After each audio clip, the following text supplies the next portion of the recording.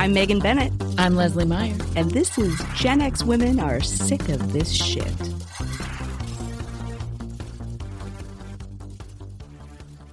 Hi, Lesley. Hi, Megan. Hello. Hello, my friend. You're going to Disney World land soon.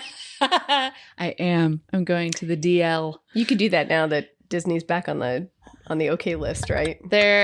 It just depends on the day. I still support the fact that there are people who make less than minimum wage that need jobs. Yeah. So I'm going to go support those people in their character costumes. I hear that. For like a couple of days with my family before my daughter moves away with her beloved. That is sad. It is wonderfully happy. It's so happy. I can tell you're super happy about it. So happy. There's like the it's a so happy like video. I don't know, whatever. When things go viral, and there was one of a small child eating a mother's cooking of some sort. And it was disgusting, and it was obviously disgusting. And the kid was like not happy about it, eating it, and then like throwing up, and then smiling, and also crying. And the mom was like, "Do you like it?" And she's like, yeah. Well, like while she's also like gagging and throwing up and crying. I love it so much. So I kind of feel like that. I'm not quite gagging and crying, but you know what I mean? Like, yeah, so happy. And like, there are just moments where it's like, oh, we're not going to, these things won't happen. Or like moments where I'm like, oh, I feel like you got lucky because you had an extra little window of time that she was living here. And my daughter was like, went to college, gone, boom. Yep. You know, and then we had like the COVID break. Right. Where she was back. And she's back. Yep. And that was college. That was fucking hard. But yeah, like these poor kids got so fucked. Yeah, totally. Yeah. We lost her when she was gone. She was gone, and now we get to go to New York and see her. That's we're going to do that. So awesome. We'll do that after you are back, probably from Disney. Yes. We'll be then in New York, and then I go to Disney World the next weekend. Right, you're whisking her away. I am for a little Halloween trip. Yep, that's why I cannot wait. People probably think we have like money, millions of dollars. We do not. We have debt. That's what we do. It's true. So please don't think that we're wealthy at all. We are not. We are normal, middle classy, hustling the credit card shuffle to make life happen in this day and age. It's true. And I went ahead and bought myself an annual pass because I had already bought that trip. I already had a trip, and so I could apply that money towards the annual pass. Oh, smart. And so now it's like, well, shit. Now I have to go. Well, because then you're wasting it. Right. I can't not go. Yeah. We renewed our, I have lots. I don't have like a bunch of memberships, but I've had one for the Shed, which is nowhere near, but I love aquariums. Yeah. And my daughter was going, and I was like, oh, you just use our membership, and it had expired. I'm like, oh, it'll save money if I just renew it, because Tim and I will go. We haven't been yet. However, we did talk about it recently, and I'm like, we could drive up and back in a day, because half of the cost of Chicago is spending the fucking night. Yeah, but part of the joy is spending the night too, because then you get like a groovy hotel and a nice dinner. But then I haven't saved any money. Yeah, fuck that. Buying my Shed membership. The point is, you can't use it when you're dead. Money. You're there. You're here. We're here for experiences. That's true. So yes. If you want to go see the fish, you go see the fish. I love those fish. I love them so much. I love them so much. I really do love those fish. Oh, Jesus. I love my daughter has got her bad. I love my daughter more. Menopause has caught her in its web.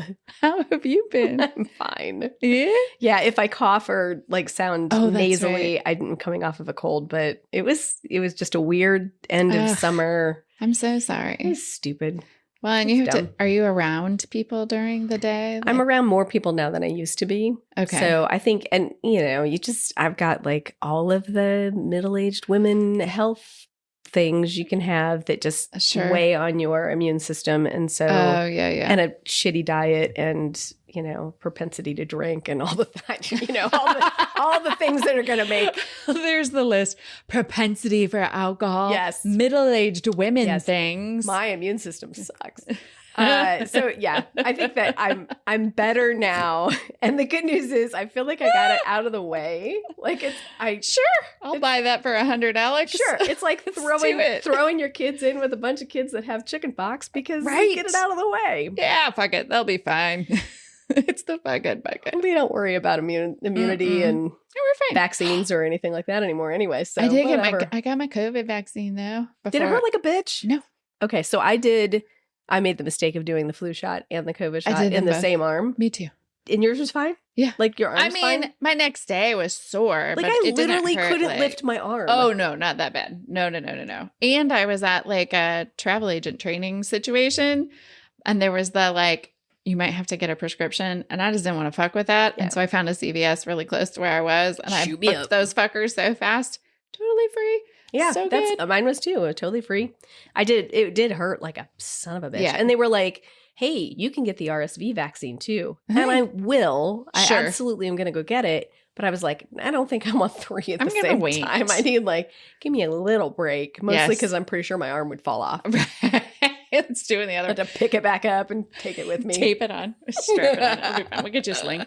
I had gotten my tetanus a couple days before. And that one was like, that's a little sore. Let's just wait until your next ones. And then I was in Ohio and they were like, go now. And I was like, okay. Yeah. So I went. So I still have to get my pneumonia. My pneumococcal. That's a good one to have too. And the one that, I think we've talked about it before, like that shingle shot. Oh yeah. I did that series. I mean, it sucks. Totally worth Jesus. It. Totally do not get the shingles. Do not get the shingles. Not good. So terrible. I don't know if they are the shingles or shingles, but I love thinking that they're the shingles. Don't get the shingles. Don't get the shingles. It's I think it gives them more personality. Yeah, watch out for those. Don't get the pneumonia. Or as my grandmother would have said, the pneumonia. The pneumonia on purpose. Was she humorous? I think yes, love that. The pneumonia. Either way, funny. Mm-hmm. However, let's see how much longer we can riff off of vaccines that we get as we age. I don't know what else is out there.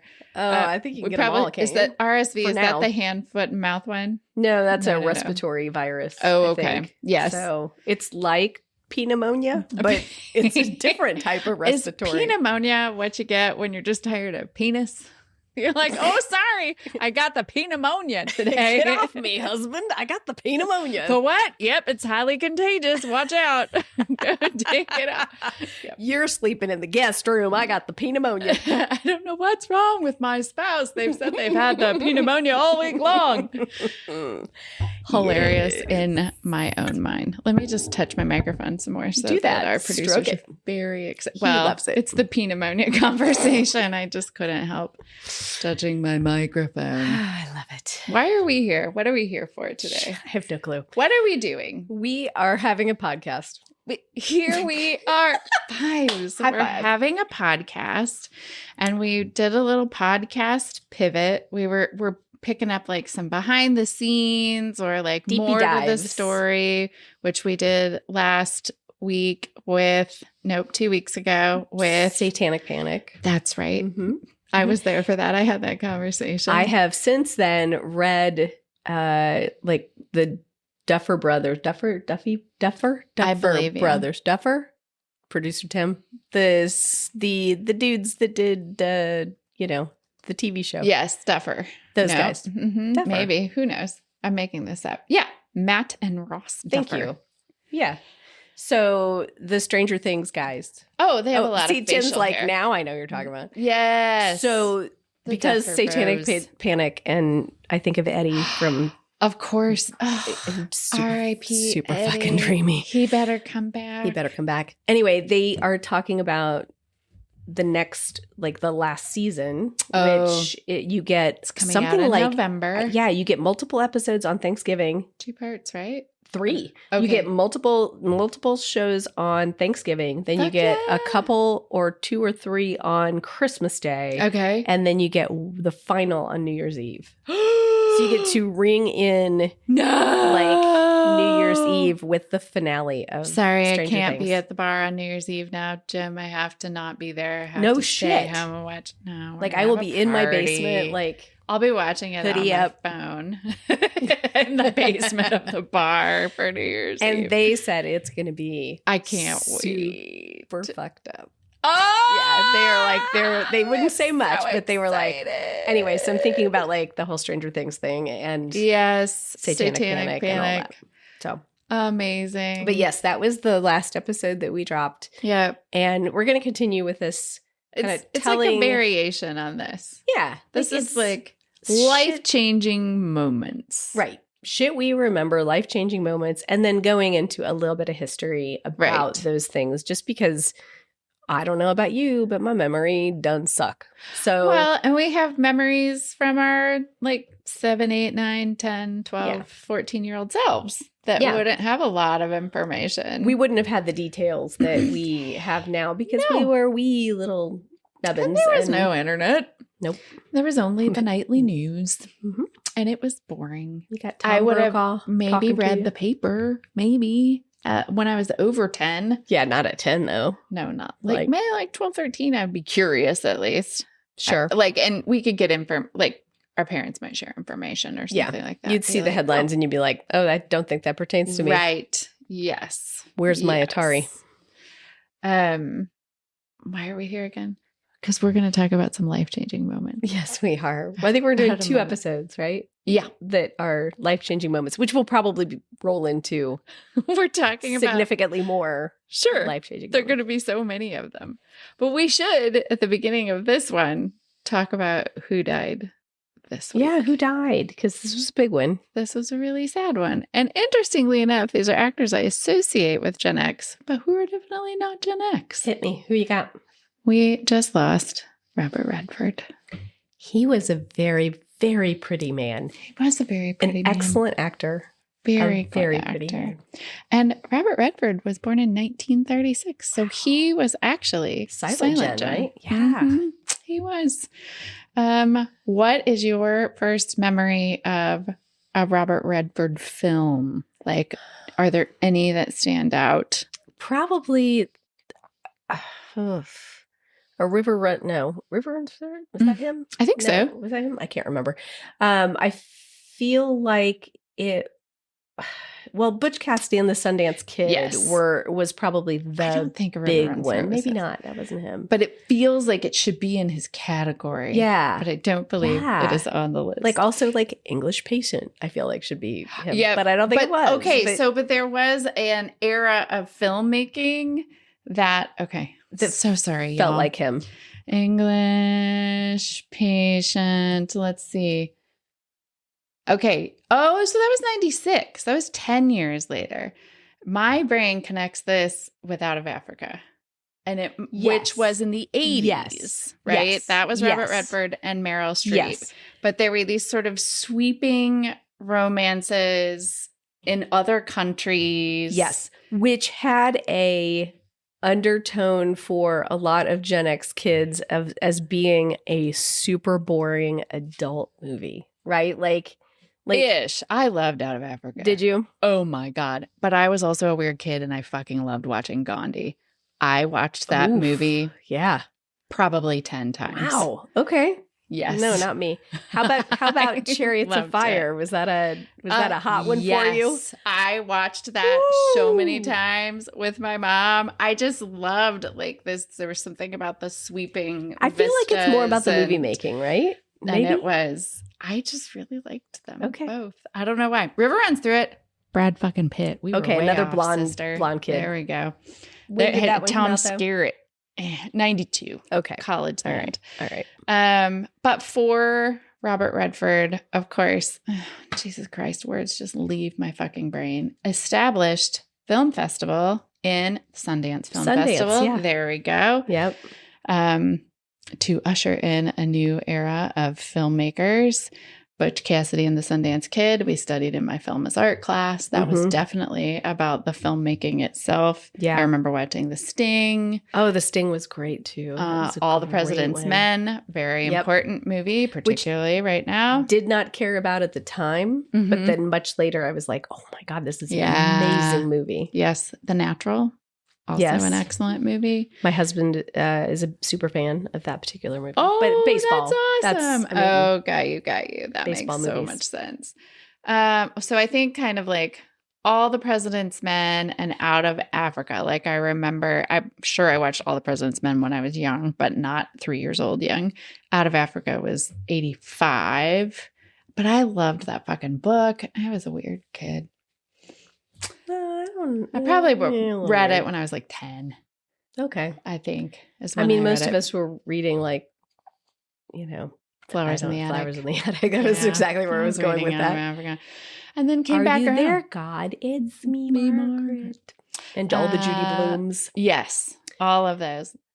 Oh, wait. Liars. He was in A River Runs Through It. It is here. It's right here. Okay. So wasn't he like the guy who was supposed to like, I don't know. I don't think I ever watched that movie. Hit along. I think based on everything you said, I think you'd like it. Maybe so. That was 92. I was in college. I didn't have time to watch movies then. I am just really wondering how many people are like screaming at us as they're listening to us going, no, he wasn't. A River Runs Through It. Didn't you watch that movie? My God, Lesley. I don't know. I didn't watch that movie. I'm so sorry. We should stop talking about this or we're going to talk about it forever. Was he in it or did he direct it? Oh, that would probably be even better if that's true. Oh my God. This is just us like falling all over ourselves, right? Let's see if that's true. Yes, he was the director. Thank you. I hope that you have enjoyed this very amusing journey through us reading words. But really, we do like you, Robert Redford. I promise. No, yes. We just don't have your filmography memorized. No, and I will say, like, I think he directed so many amazing films after as he got older and kind of, you know, as you do, you sort of age out of the handsome number, I don't know, main character role. And he was in a version of The Great Gatsby. Yes, he was. Yes, Pretty Boxley in that one too. Yes. Leo, love him or hate him. I really love that version. The Redford one or the Leonardo DiCaprio one? Yeah, super good. Bye. Awesome. We could probably beat this to death a little bit more. Let's not. But I think that we have we've done damage to thoroughly. And if you followed that conversation and it made total logical sense to you, you too have ADHD. You are a Gen X woman. Thanks for being here. Women's. Why don't Gen X women's? Oh, God. I think we right now might be a good time to pause. Oh, please. And we'll prepare ourselves for the next thing where I have more notes that I will probably get greatly confused on. Okay, sweet. See you in a minute. Okay, goodbye. Bye. Gen X Women Are Sick of the Shit is supported by Lilas, Love You Like a Sis, a Gen X women's social club. What's Lilas, Megan? Lilas is our off-platform, off the Books of Faces, off all of the other traditional social media. It is our space and place for Gen X women to come together, have conversations, meet each other. It's a social club. It is a social club. It's a membership-based club. Memberships are $10 a month. That does help support us in growing the platform. We purchased a platform that would host a network of women so that you could come together and meet each other in real time. In a safer space, right, than a traditional social media platform, and a much more personal space. So what do we do there, Lesley? We host movie nights where we live stream some of our favorites as they are available to us for group watches of films from the 70s, 80s, and 90s. We host a space for a monthly book club. We host trivia nights once a month. We have a live text chat. 4 prizes even. 4 prizes. That's true. Yeah. The space is able to host like weekly text chats so that you can kind of check in real time with people. I would say the critical difference between kind of what this space is and any other social media space that I've experienced is that it is active. You will have to engage in it or be engaged in it by other people. So it's not like a passive consumption thing. It's like making connections. Yep. And if that's what you're looking for, the opportunity to meet other people, to find people who are maybe in the same similar spaces as you are. Like-minded, same time, phase of life, navigating all of those transitions. Then this might be the right place for you. So check out Lilas. You can learn more about it at genxwomenpod.com.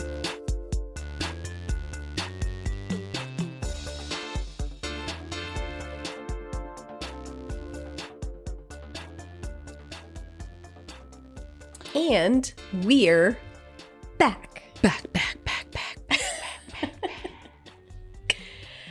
Okay, so I think we were going to talk about those moments that are memorable in our childhood. Yes. And, you know, whether they're like fresh as a daisy in your mind or whether it's just like those little snaps of memory that you're like, yes, I have a visceral memory of blah, blah, blah, right? Mm-hmm. So mine that I was going to share with you is Reagan's attempted assassination. Oh, yeah. Do you remember? So I know factually that it happened. Mm-hmm. I don't have like a snapshot memory about it. Okay. I was probably, what year was it? So it was March 30th, 1981. Okay. So I was 7. I was like 2 months away from turning 8. My birthday would be in May. young. Yeah. So 7. So I was probably maybe like 2nd grade. Okay. Getting ready to go into 3rd. So yeah. So I was, it was March 30th. I was, my birthday's in June. So I was 9. Okay. So not quite 10. Got you. But it was one of those things that, like they broke in to General Hospital, for example, to like talk about it, right? So your screen cuts out. You don't have Luke and Laura anymore. You've got Walter Cronkite and Frank Reynolds. Oh my gosh, they're saying like, you know, the president was shot. Okay. Kind of like, wait, what? And I think for me, I do remember that break-in, of course, because I'm a General Hospital nerd. So I remember that happening. So anyway, it was just one of those things where you like, it was just real life and something that you absolutely would never have like expected to happen. Mm-hmm. So it was 69 days into his pregnancy. I mean, yes. It's like a pregnancy. His parental and his what? His parental. His parental pregnancy. He was getting ready to be a parent. Okay, let's try this again. Mm-hmm. Whew, rewind. Woo, boy. So 69 days into his presidential pregnancy or his like first term, right? So he was 69 days into being president. Leslie's loving this. Oh my God. I just think it's hilarious that it was 69 days. Well, because I'm a 12-year-old boy. That's naughty. 69. Okay. He had just given a speech at the Washington Hilton, and he was heading out. Okay. And John Hinckley Jr., who was 25 years old at the time, he pulled out a revolver. He fired 6 shots in less than 2 seconds. So that's like quick shooting. A cop went down. A Secret Service agent then took a bullet to the chest. Okay. The presidential secretary, James Brady, was hit in the head. Yes, so I do remember that. We'll talk about that here in a minute. But and one of the bullets then actually ricocheted off the limo, and that's what hit Reagan. So he wasn't shot directly. It was a ricochet. Okay. And it got him right in the chest.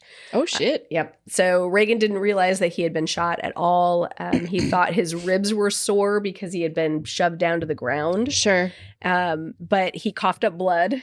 Oh, so that's when everybody was like, holy shit, let's get him somewhere. So they took him to Washington University Hospital. He walked in the door, like on his own power, into the hospital. Well, he used to make cowboy movies. I mean, like, you know. So he comes into the hospital. Apparently, he looks like complete horseshit. Sure. Because pale, blood loss. You're in shock. He literally lost almost half of his blood. No fuck. No shit. So the doctors were like, dude's close to dying, right? Oops, we have a problem.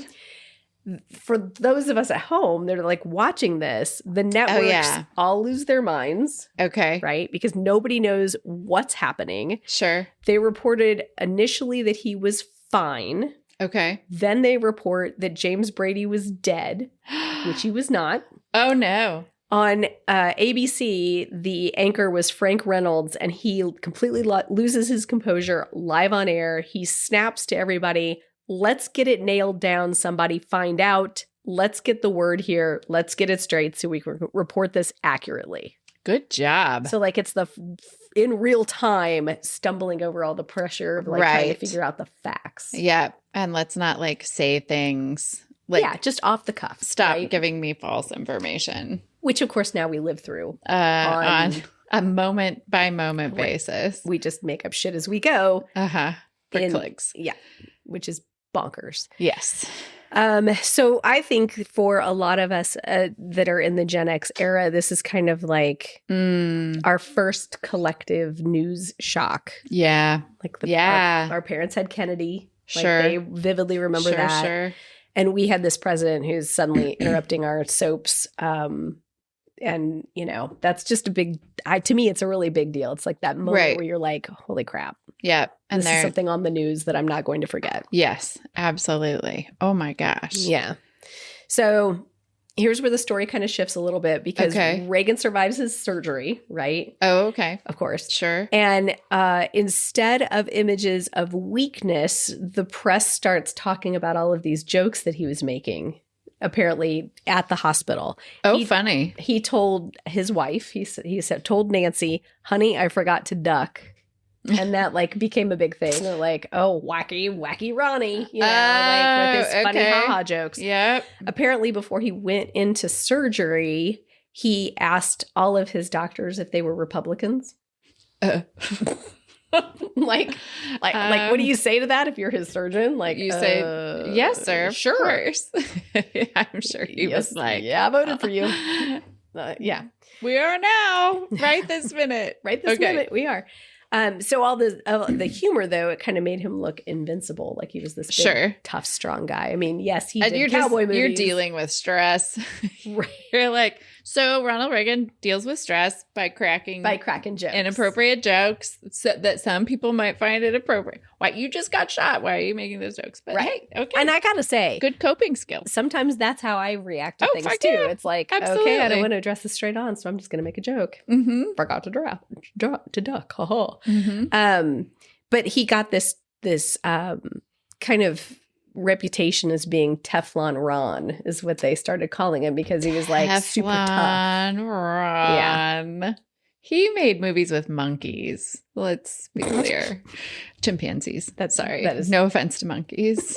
He'd made a movie with a chimpanzee. Or to chimpanzee. Yeah. Or to chimpanzees. Right. Either one. We don't want to.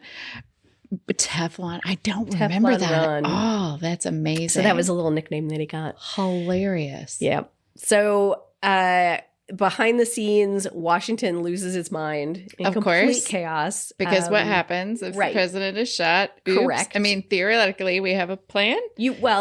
Constitutionally, you have a plan, right? But he was unconscious in surgery.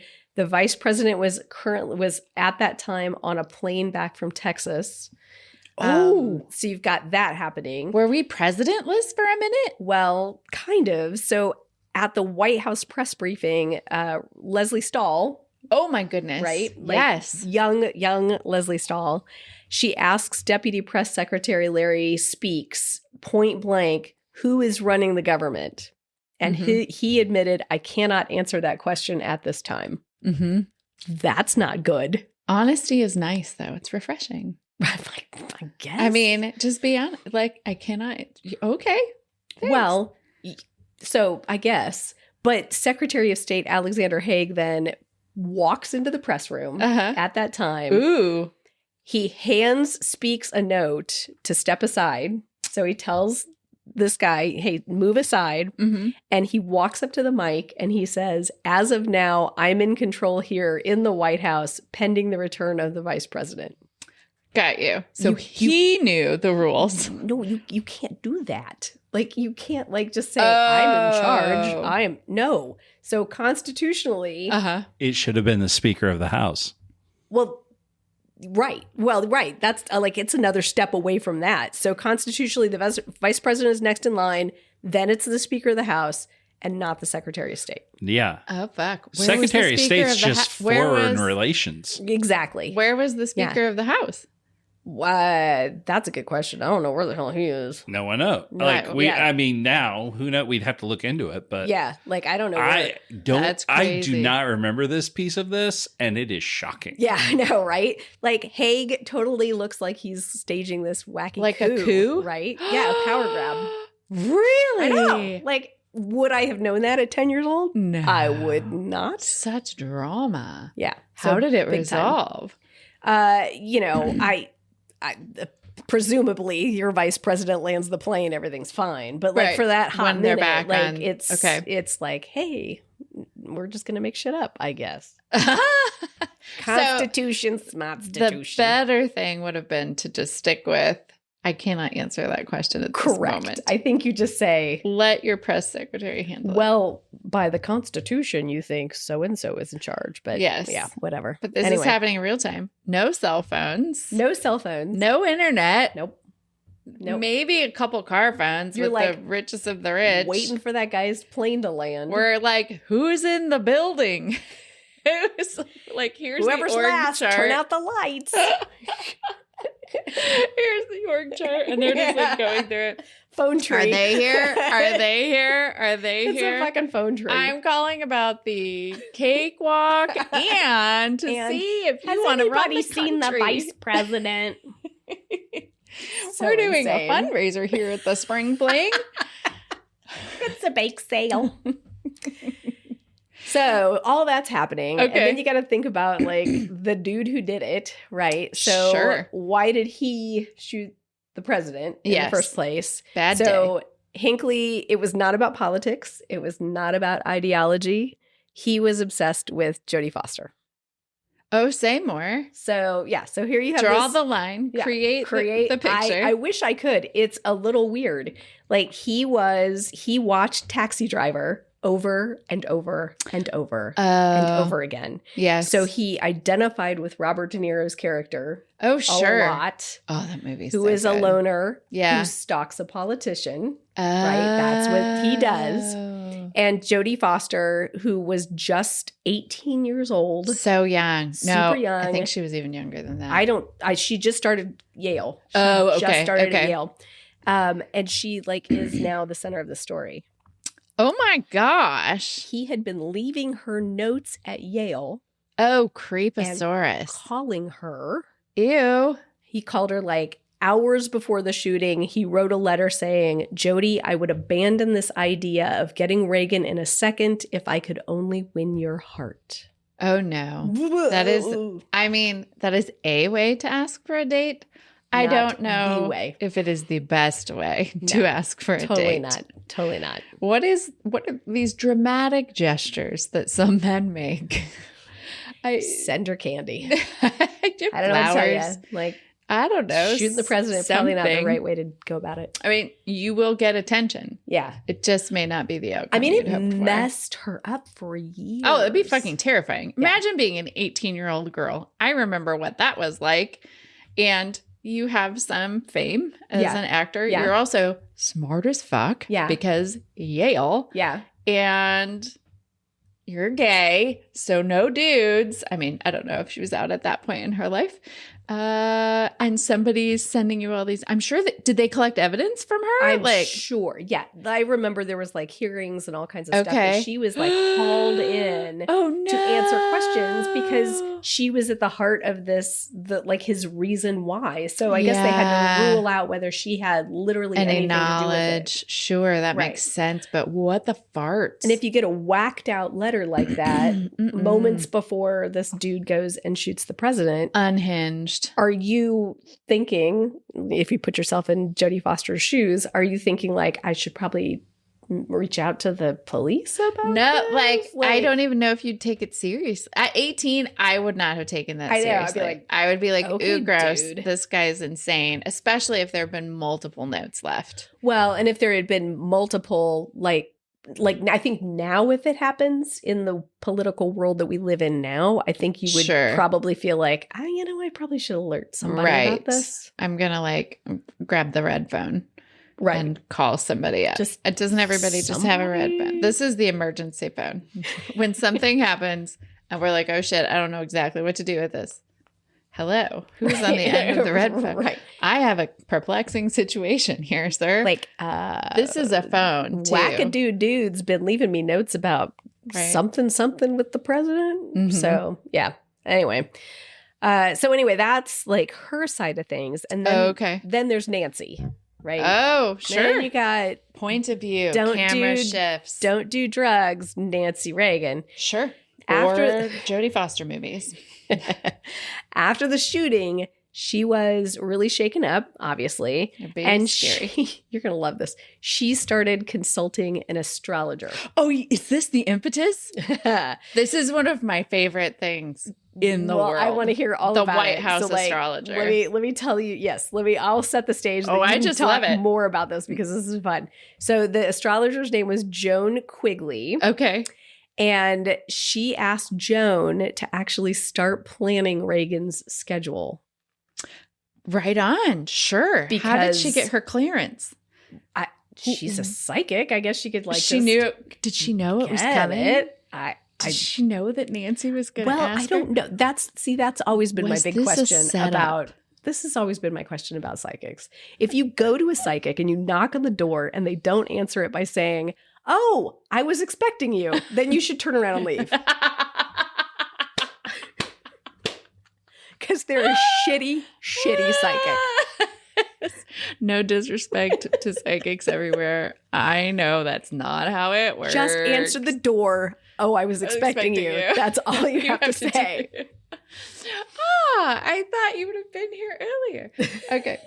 That's amazing. Did you get held up by the train? So good. It must have been late. I was expecting you. Joan. So late 70s. Yeah. Because in the late 70s and the early 80s, astrology was huge. Yeah, sure. Like it was everywhere. Still today. And Linda Goodman had a book called Sun Signs on like probably everybody's coffee table. Okay. Like our moms probably had that book. So if you picture it, if you can picture it, that's great.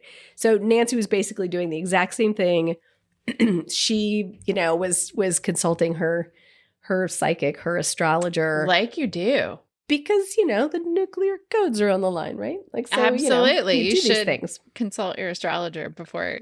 So what do you remember about like the I whole just remember stuff? Like the sort of like scandal of the fact that there was a White House astrologer and just people trying to reconcile the fact because my parents were Carter Democrats, right? Like through and through. And there was always a bit of like, okay, Reagan. Like they just didn't buy it, Okay, and so then that extra layer. And then, so my grandmother just thought it was ridiculous. That's awesome. I mean, just the preposterousness of having like I absolutely love the White House. I love the fact that you're like, I don't really remember Ronald getting shot. I do remember this. But I could tell you all about it. There was some sass about that in our house. Just a lot of like sort of, eye rolling and okay. I don't know.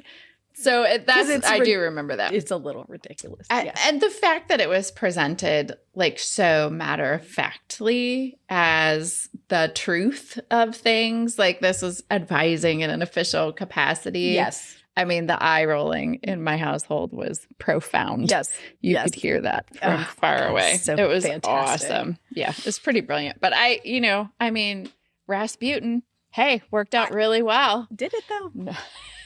I'm just going back in my Russian history, which, albeit I admit, is a little limited. But I don't think it worked out that well. That's a favorite. We all need a good mystic here and there. Whatever works. It gave her a sense of safety and security in a very out of control situation. She was a freaked out wife. And it was important to her before that. It wasn't like she just picked it up that day. She'd had a psychic for a while. So we just didn't get the inside scoop until then.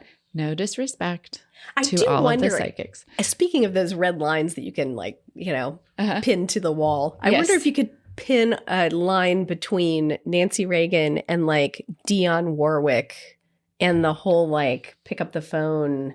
Oh, online. Get online psychic help. Oh, ooh. I don't know. I feel like this is a future episode. That's another future episode. Because that was a whole thing. Anything where you were spending $1.99 a minute online in the 80s. Yes. Unhinged. Correct. That is an insane amount of fucking money. We're going deep. We should do that. That's good. So Nancy's freaked out. Nancy's got her psychic, but it actually changed. It actually changed the way that America operated. So the Secret Service rewrote their entire playbook around what had happened. Okay. So originally the idea was to surround the president with bodies. And then after he gets shot, obviously the bodies didn't really do the work that they were supposed to do, I guess. The bodies hit the floor. Oh, God. So the focus then became to the cover and evacuate immediately. So throw him down, blah, blah, blah, get him in a car, get him out of there. Right. The Hilton driveway. Under your desk. Yeah, right. You'll be fine. Duck and cover. The Hilton driveway where it happened earned a nickname after that called the Hinckley Hilton. Oh, wait. Got Uncomfortable. Got it. It is to this day, though, still considered the safest hotel in D.C. for presidents. Oh, because they figured it the fuck out, I guess. Yes. They knew how to lock that shit down. So hospitals were also super unprepared at the time for things like this. When a person of import is injured in a random... Reagan comes walking in, dripping blood everywhere, practically bleeding out. Candy striper at the front desk. Right. Hello, Mr. President. Candy grams, candy calling. So the government decides they started that they needed to develop trauma teams around this to be ready and have portable equipment that now travels everywhere with the president. Oh. So he doesn't just have the nuke football. He's got this trauma stuff with him wherever he goes. Okay. So wherever a president goes today, there's a mini ER and a supply of his own blood. Well, not his own blood, like that blood type his or blood whatever. Type? that is close by. So I'm going to start to do that. Just bring your own blood. Around a refrigerated case. What's in your backpack, Lesley? My own blood. Oh, sweet. I've been that's normal for years. And this is my trauma team. You probably have to get a refresh now and then if you don't use it. Does it go bad? I assume. How long can you keep that in a mini cooler? I've watched a lot of vampire movies. I think you have to keep it cold. Okay. So I don't know if it goes bad, but I know you got to keep it cold. So I'm curious now, if we had a staff researcher. We'll get one of those. Get right on it. What changes were made in response to, I know some of them, but to Kennedy's shooting because of, I'm just thinking of the medical, it took this shooting to initiate that kind of mind you, Kennedy was pretty fucking dead, but that didn't prompt a I know there were lots of other changes. Well, I think that stopped the whole open car driving around, right?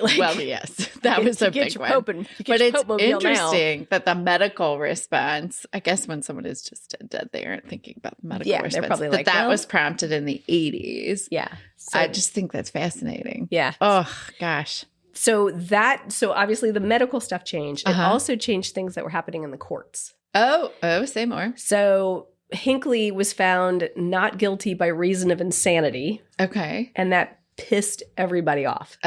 Because they were like, dude knew exactly what he was doing. He was trying to impress Jody.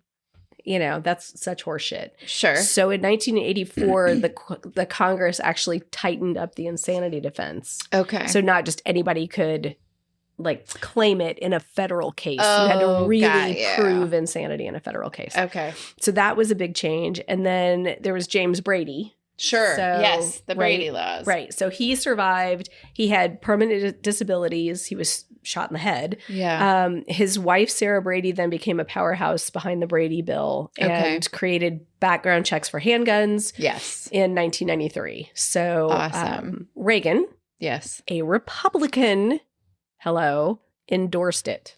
Amazing. Yes. Back when common sense made sense. Yeah. Yes. So he broke with the conservative base and was like, yeah, gun law is not a bad idea. Having just experienced that myself, not me personally. I'm speaking as if I'm Reagan. Having just experienced that myself. No, wait. I don't have a Reagan impression. Wait, Tim does. Oh, no. Talk about jelly beans, Tim. No disrespect. Oh, all the disrespect. To Reagan. Do it. He's giggling. He can't do it.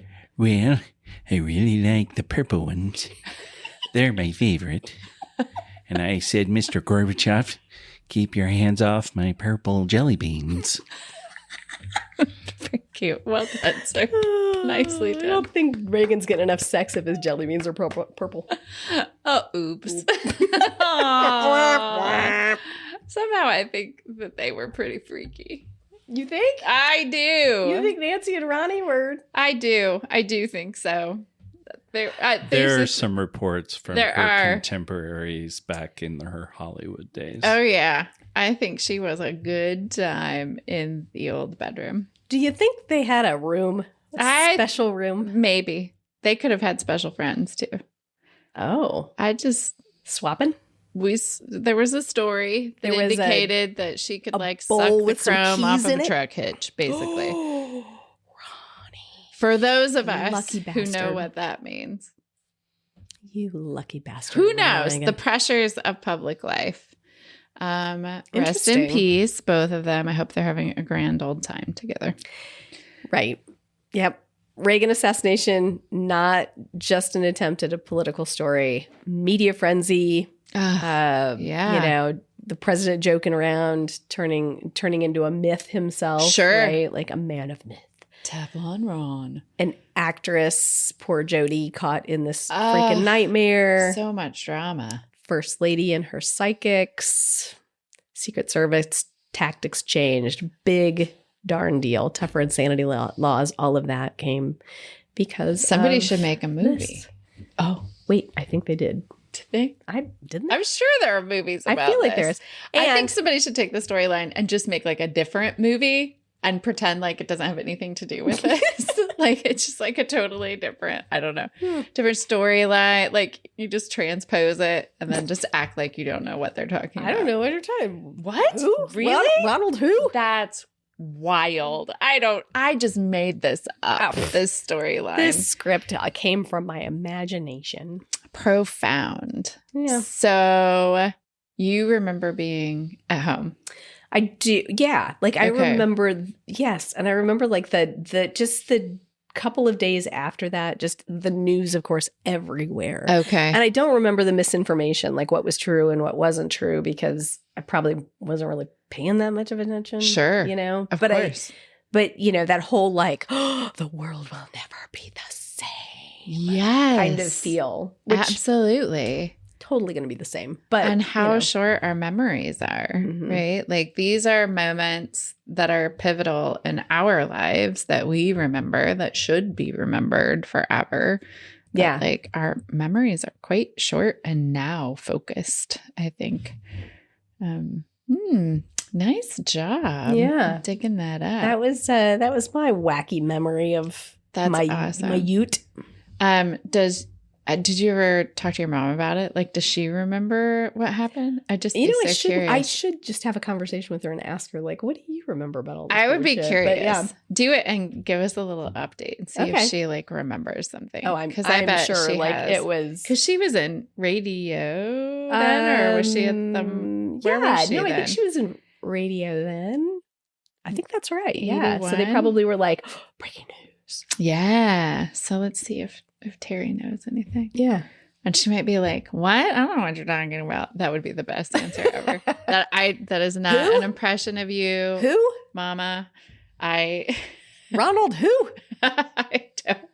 I don't actually know her voice well enough to do an impression. I probably sound a lot like no this. disrespect. I don't even have to do an imitation. That's awesome. Well done, ma'am. Yeah, we'll have to do a few of these. These will be a good time. Yes, let's do you next. Well, okay. Let's do you next. Hey. We will do mine next. We'll do my story on our next episode. Yeah, let's do it. That's we'll fun. do a little one. Yeah. So, cool. I will just totally save all of mine for next time we talk. All right. I like it. Hey, have an amazing rest of your weekend. You too. All right. I'll see you we'll later. Be back. We will be back with more traumatic fun from our childhoods. Gen X women are sick of this shit. You have been listening to Gen X Women Are Sick of This Shit. Hey, Megan. Hey, Lesley. What do people do if they want to find us? Well, we have a website that people can find us on, and that is genxwomenpod.com. We also have a Facebook page. We have an Instagram account as well. Mm-hmm. We have a YouTube account where we put YouTube shorts and other little tidbits up there. We have a TikTok account. I don't talk the tick or tick the talk. You don't tick the talk? I do not. I barely talk the tick, but I did put a TikTok up. We're explaining the internet to people again. That's okay, though. It's great. We need to know how the internet works. Can people buy merch? They absolutely can. We have a merch store on the website itself, and we also have an Etsy store, too. So they're just pretty easy to find. It's just Gen X Women on Etsy. And if you are listening to this podcast, presumably you found it somewhere. And while you're there, give us a review. Yeah. Let us know what you think. Throw some stars at us. That'd be great. We'll take 1, 2, 3, 4, or 5. Ooh, 5. Maybe 10. And also make sure that you are hitting subscribe so that you're notified whenever a new episode drops. Most important. We also have a 5 minutes of fame that I think we should tell people about, too. Hell yes. We want to know your stories, your 5 minutes of fame stories. You can send those stories in on the website, or you can call 1-888-GEN-X-POD and leave your story for us, and we will play it live in our next episode. Yep. 2 or 3. We'll listen to it on a little red phone just like Batman. That'd be cool. Let's get a bat phone. A bat phone. I think that's it. I think you're right.